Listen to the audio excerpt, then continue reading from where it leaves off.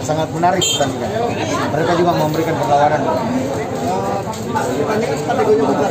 Maka ini jadi kendala juga bagi penjelang. Nggak masalah kok. Tapi tadi Karena situasinya seperti itu.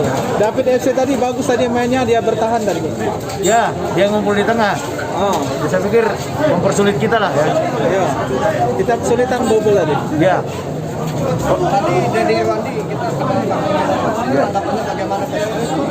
saya pikir tidak ada masalah lah. Situasi pertandingan. Mungkin pembelajaran buat jangan sampai terpancing emosi lagi. Coach, Bu ini kita akan uji coba lagi. Ya, Pemain di sini tidak pernah. udah. Betul. Karena kita ada rest besok kan. Besok kita libur. Ya. Itu babak ketiga. Kita lihat. Ya, saya pikir kita kurang finishing aja ya. Lebih ini lagi lah, memperbaiki tim secara keseluruhan.